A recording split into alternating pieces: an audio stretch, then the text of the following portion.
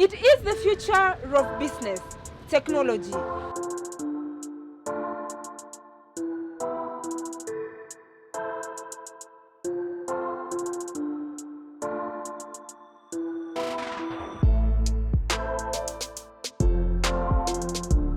Having worked for about 10 years in the field of technology, Gibson Mwangi takes us through the journey of how technology has evolved over the years.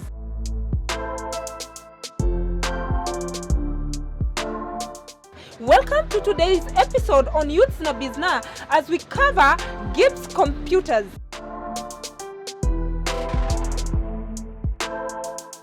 My name is Moke Nyakundi together with my co-host Joram Jirangu Maina.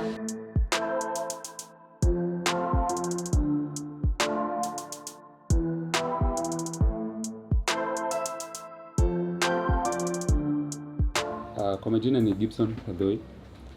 Around najulikana sana kama Gibbz. Biashara yetu sana ni tech support, repairing computers, networks, anything IT, making websites and design, hosting pia tunafanya. Tulifungua workshop mwaka 2013. 2013. Yeah, 2013. Kumaanisha tumekuwa in business hapa kwa miaka karibu 9. Karibu miaka 10 hivi. Yes. Experience tumekuwa nayo miaka mingi, kumaanisha tarakilishi aina yote zote tuunda. Kwa HP, iwe Dell, iwe MacBook, iwe Asus, Acer, zote hatubagui, tunaunda. In campus I took computer science. Right after campus I did Cisco networking, that's CCNA. I've never really sought after employment. I think immediately after campus I think I knew what I wanted to do because tech was my passion. So I simply followed my passion. So after doing the networks, I love networks because it's something that came in, helping out guys, helping out companies. Because I liked networks because it's something different from the rest. So immediately I started my Cisco class. I knew that's what I would do, but I would get random clients. Hapa pale. So I decided to get a place that people would get me, a physical place that people would get me, even though it was just a workshop, because most of what we do, as you've heard, we started with networks. Most of what we do was outside on clients' premises. So I decided to get a place that we could have a workshop, probably a place that we would bring people's machines to work on, and also a place that people would find us.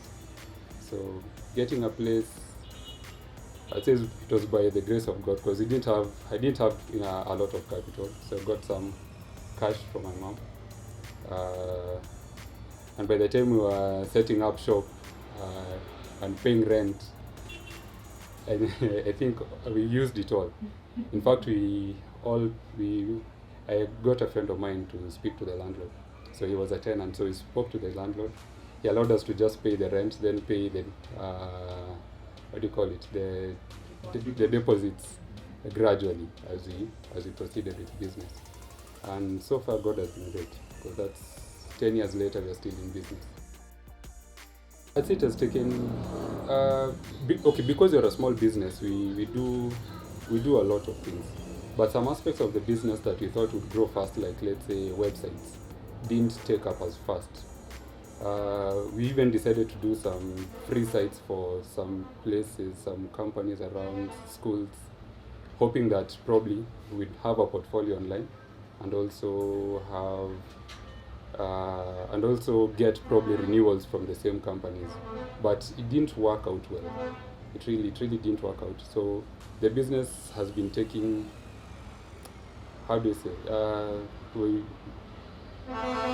the business has been diversifying or growing into newer areas. Because you try out something, like let's say websites, the uptake is not as well. You don't even get return for whatever effort you've put in. So, but as a business, you need to be dynamic. You need to grow. So take on a different area that you see there is growth. Like let's say support. So we started with one, but we have been moving to other areas pole as time passes by. Msukumo umekuwa hasa wakati ambapo wanaona kama unajua biashara inapanda shuka zake. So wakati mara mingi uko pale chini, biashara imeshuka kidogo, unajua unapata msukumo kutoka kwa wazazi, unajua sana ama kutoka kwa marafiki. Lakini kilichonisaidia sana ni kwamba wazazi wangu wana imani sana kwangu. Sana nitasema mamangu alikuwa na imani sana kwangu. Sababu yetu ndio pia aliweza kunipatia ile capital ya kwanza biashara.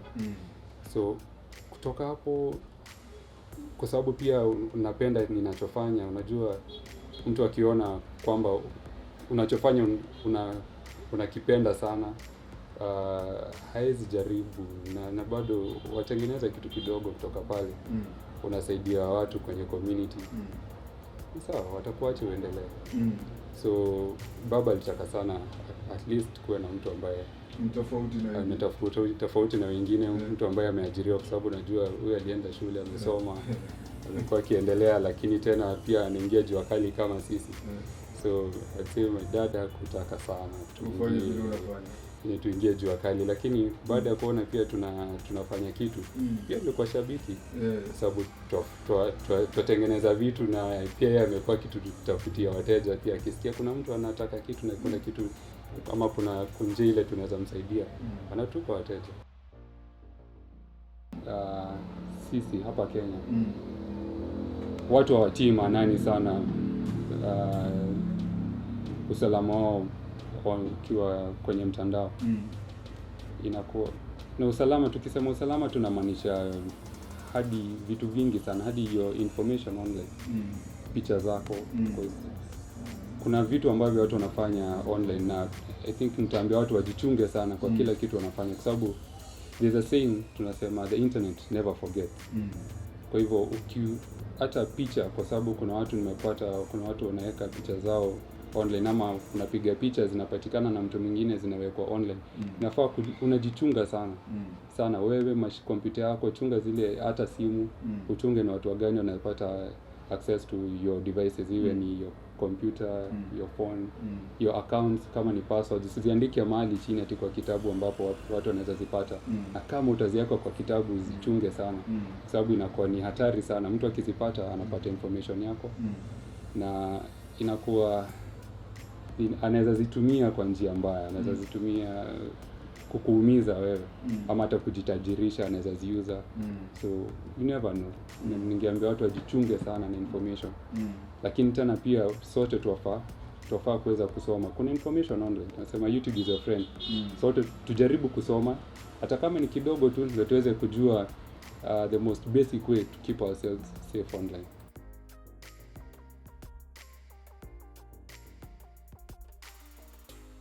Okay, computers are complex devices. When purchasing a computer, there are probably 3 things that you need to check on. You need to check on the processor, the storage. Used to be hard disk. We are currently doing solid state drives. Then you also need to check on the RAM. So depending on how you're going to use your machine, that is what is going to determine the kind of specifications that you will require on your laptop. I'd say for basic computing, people that don't do much, let's say word processing, online, don't need a very expensive machine, because just a basic machine with at least, currently we're speaking about Windows 10, Windows 11. So the minimum we do, if you're purchasing a new computer now, the minimum you could do is, let's say, 8 GB of RAM. The most basic computers have a processor called Intel Celeron. So those are very basic machines.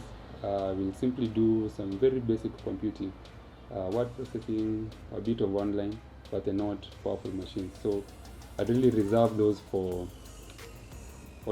people that won't require heavy lifting.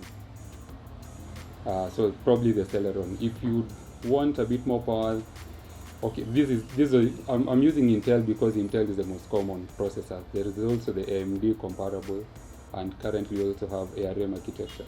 But let me use Intel because it's the most common. So you could use Intel Celeron is the most affordable. Past that, you could have the Intel Pentium. It's a bit more powerful than the Celeron. It can handle work well. I'd say that would be the most basic machine I'd want to sell a client because it's more powerful than the Celeron. The Celeron has a processor that can be used, let's say, on a phone. It's a very mobile, energy efficient processor. So computers with Celeron processors have a very long battery life. So moving higher, for people that would want to do, how do I say, if would I give an example? If I can give an example, probably in the kind of work, I'd say, like, let's say an accountant, the most basic machine an accountant will probably get is, let's say, on Intel terms, I would say a Core i3. Let's say a Core i3 machine with, let's say, 8 GB RAM and SSD. Wow. So the process, all Core i5s are not equal. It's possible you could get a dual-core Core i5. That would be, let's say, an i5 with the letter U at the end. Then you could also get a very powerful Core i5 ones with, let's say, the letters, the prefix. That's okay with the letters H, HQ, HK at the end. So those are probably, you could get quad-cores, hexa-core processors. So it's possible to get a more powerful Core i5 that's more powerful than an i7. Yes. Then also, depending on the generation, the more recent the generation, the more efficient the processor is. Efficient in all ways. It could be consumes less power, so meaning that your battery life would last longer, and probably a lot more power than an older processor. Yes. RAM is next.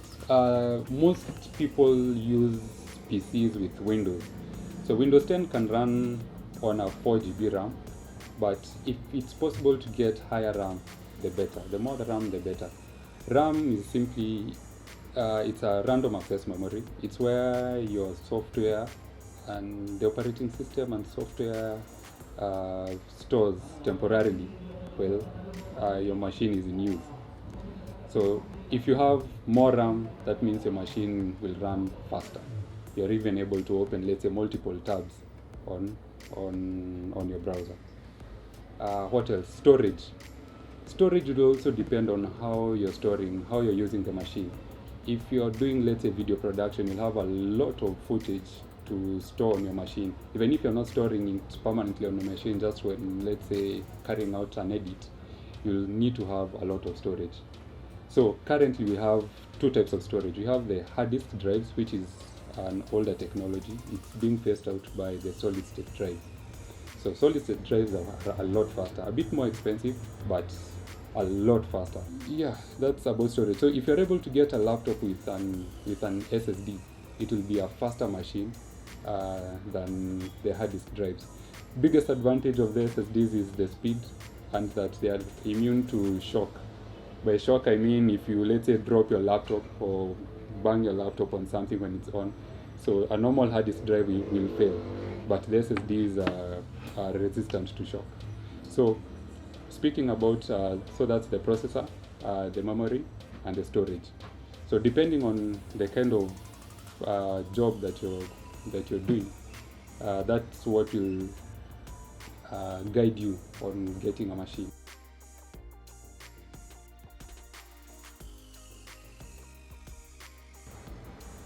I think it's easy to differentiate the two. Hardware is tangible.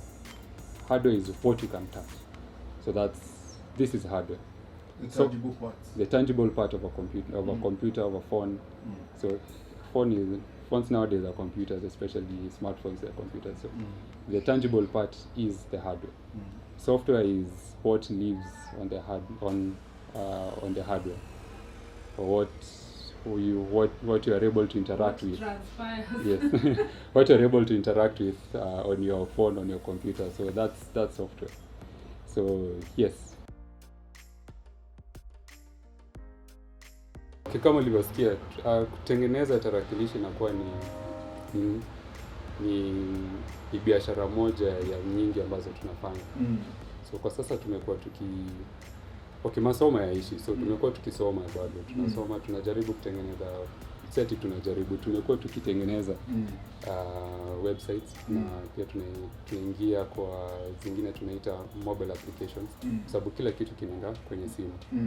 So tunaingia kwenye mobile applications, tunatengeneza websites na pia tunataka kuingia kwa security. Pia tunaita information security. Kwa sababu venye umesema kila kitu kinaenda online, watu wanatumia kompyuta zaidi. So watu watahitajika pia kuwa secure online. Na ndio maana pia tunaingia hapo ndio tuweze pia kuwasaidia wateja wetu kwenye information security. Kwa sababu kama ilivyo sasa hivi inakuwa ni vigumu sana kwa watu wengi kufanya kazi yao kwa vyovyote vile bila kutumia tarakilishi. Kumaanisha soko yetu inaendelea kuwa kila siku, kila kuchapo soko inaendelea kuwa. Kwa kweli nitamshauri mtu yeyote ambaye pengine hajafanya uamuzi bado hajafanya uamuzi ama pia ametafuta kazi amekosa. Ikiwa ako na skill fulani ambaye anajua inaweza mlisha, ama ako na skill anajua ako naye better than anyone else, anaweza anza biashara yake. Sababu biashara ya teknolojia lazima itakuwa na inaendelea kukua vile tunaendelea. So kwa sababu pia it's a service industry, tunasema bora kuwa mwaminifu, anafanya kazi yake kwa ustadi, ataweza kupata wateja wake na biashara yake itaendelea. Okay, my name is Gibson Gadoi. I run a computer company called Gibbz Systems. We're located in Ongata, Rongai, right opposite Shell service station. What we do is tech support. We repair machines. We sell computer accessories. On tech support, we will come visit you at your premises, at your offices. We'll do some computer networking, we'll do computer maintenance, and whatever else you might require. Yes, for more information you can always find us online on gibbz.co.ke. Yes. Bila shaka umejifunza mawili matatu kuhusiana na teknolojia, miundombinu na utandawazi. Nasi kutoka hapa jukwaa la Youth na Bizna hatuna la ziada. Hadi wakati mwingine, Mwenyezi Mungu akubariki, akujalie, akupanulie mipaka. Mimi ni Joram Dirangu Maina kwa niaba ya mtangazaji mwenzangu wa zamu Moke Nyakundi na kundi nzima la Youth na Bizna. Hadi wakati mwingine.